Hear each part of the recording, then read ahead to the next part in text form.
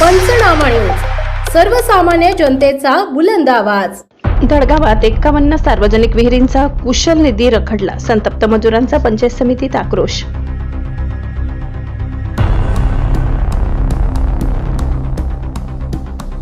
दोन वर्षांपासून मजुरी थकली. कर्जबाजारी कामगारांचा प्रशासनाविरोधात आंदोलनाचा इशारा.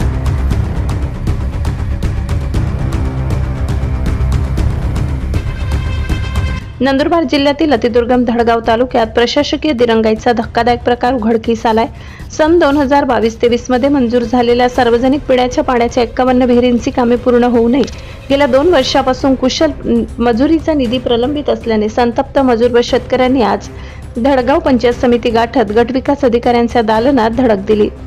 तालुक्यातील दुर्गम भागात पिण्याच्या पाण्याचा प्रश्न सोडविण्यासाठी या विहिरी मंजूर करण्यात आल्या होत्या. मजुरांनी अत्यंत प्रतिकूल परिस्थितीचं काम पूर्ण केलं. तहसील स्तरावरून कामांचा पूर्णत्वाचा अहवाल सादर झाला असून ऑनलाईन नोंदीही पूर्ण झाल्याचे सांगितले जाते. अकुशल मजुरीचा काही भाग मिळाला असला तरी बांधकामासाठी आवश्यक असलेला कुशल निधी अद्याप मजुरांच्या खात्यात जमा झालेला नाही. वारंवार तालुका व जिल्हा पातळीवर पाठपुरावा करूनही केवळ आश्वासनेच मिळत असल्याने आज शेकडो मजूर आणि शेतकरी एकत्र येत पंचायत समितीत दाखल झाले. गटविकास अधिकाऱ्यांना जाब विचारताना काम पूर्ण झाल्यावर अहवाल मंजूर होतो, मग निधी देताना तांत्रिक अडचण कशी येते असा सवाल उपस्थित करण्यात आलाय. प्रशासनाकडून तांत्रिक कारणे पुढे केली जात असल्याने उपस्थितांमध्ये संतापाची भावना अधिक तीव्र झाली. मजुरांनी सांगितले की विहिरीचे काम पूर्ण करण्यासाठी अनेकांनी घरातील सोने चांदीचे गहाण ठेवले दागिने, काहींनी खासगी सावकारांकडून कर्ज घेऊन सिमेंट व इतर साहित्य खरेदी केले. 2 वर्ष उलटूनही निधी न मिळाल्याने व्याजाचा बोजा वाढला. अजून कर्जदार वसुलीसाठी तगादा लावत आहेत. आम्ही घाम गाळून काम केले, आता कर्जफेडीची वेळ आली. तातडीने पैसे मिळाले नाहीत तर आम्हाला आंदोलनाशिवाय पर्याय उरणार नाही असा इशारा मजुरांनी दिला. काहींनी जिल्हाधिकारी कार्यालयासमोर उपोषण करण्याचा इशारा दिलाय. प्रशासनाच्या भूमिकेमुळे परिसरात असंतोषाचे वातावरण निर्माण झाले असून लवकरच जिल्हाधिकारी कार्यालयावर मोठे आंदोलन छेडण्याचा निर्णय मजुरांनी घेतलाय. प्रलंबित निधी तातडीने वितरित होणार का याकडे आता सर्वांचे लक्ष लागले. माझे नाव दारासिंग ओडवी टेंभुर्णी. मी आज पंचायत समिती दडगाव तालुका येथे आलेला आहे. आपला सिंचन विहिरीसाठी 2-4 वर्ष होऊन गेलं. आम्ही फिरत नंदुरबार पण गेले होते, तहसील कार्यालयाला बी गेले होते, एमर्जी आपल्या दडगाव इथे पण आलं होतं. 2-4 वर्ष फिरून मग खूप प्रयत्न केला आम्ही, पण आज आम्ही निवेदन द्यायला आलेले आहे. नेमकं काय आहे बिल मिळालेलं नाही. सार्वजनिक वीरच्या बिल मिळालं नाही. तुम्ही परत येतात ते काय सांगते तिथं अधिकारी? पहिला आज आपला अहवाल तयार केलेला होता, तेव्हा काय सांगायचे होते की आपलं तहसीलच्या अहवाल तयार करावा लागेल असं सांगितलं होतं. मग आम्ही परत तहसीलला निवेदन दिलं होतं. त्यानं आम्ही स्वतः प्रत्येक विहिरीवर फिरवून फोटो काढून हे जमा केलं होतं आम्ही आणि त्यांचा अहवाल पण घेतला होता. मग त्याच्यानंतर नंदुरबार तिकडे भेटावं लागेल सांगितलं. मग तिथे पण गेलो होतो आम्ही. तर त्यांनी काय सांगितलं की वरती आम्ही प्रोसिजर तयार पाठवतो, नंतर होऊन जाईल. म्हणजे वारंवार असं सांगायचं. त्याच्यानंतर 2-3 वेळा निधी आले होते, ते आपल्या विहिरीच्या सोडून देतो, बाकींच्या हे करून देतं. कसं होऊन राहिलं? तुमची मागणी काय? विहिरीचा बिल भेटायला पाहिजे असा मागणी आहे आमची. विघ्न ठेवून कोणाकडे उचल पैसा घेऊन हे विहीर बांधले आम्ही. ते आमच्या डागणं सुद्धा वाया असंच गेले.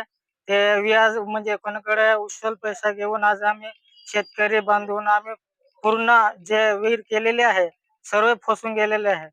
आम्हाला ते आपलं हे बिल भेटतील तेव्हा मग थोडंफार मजुरांना देतील. आपला तुमच्याकडे असं मागितलं असं त्यांच्या फेड करतील असं आमचे म्हणणं आहे. पण बिल नाही भेटून राहिलं म्हणून आम्ही आता आत्महत्या करण्याच्या परिस्थिती येऊन गेलेली आहे आमच्या. तसं माझे नाव सुरसिंग वडवे. मी तोरणमाळ ग्रामपंचायत केलीमोजरा गावाचा रहिवासी आहे. आम्ही सार्वजनिक विहिरीचे कामे केलेले आहे. मजुरांचे बिल बाकी आहे.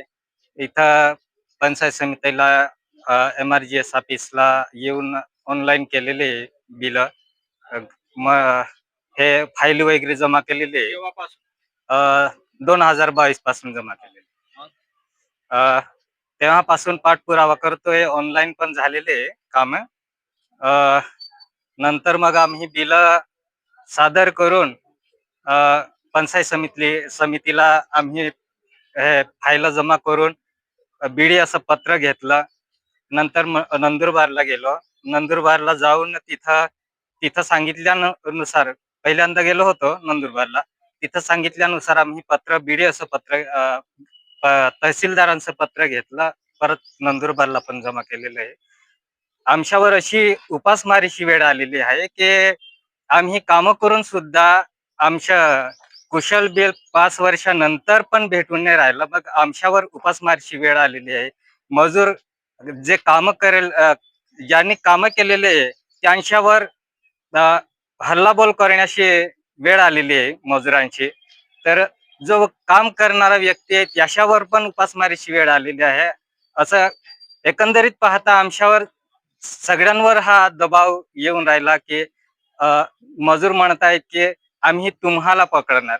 आम्ही म्हणतोय अधिकाऱ्यांवर काहीतरी आपण सगळ्यांनी मिळून अधिकाऱ्यांना सांगू ना, पण अधिकाऱ्यांकडून आम्हाला प्रोत्साहन मिळत नाहीये. तर आम्हाला दुसरं काहीच सुचत नाही. आम्हाला आत्महत्या करण्याची वेळ आलेली आहे.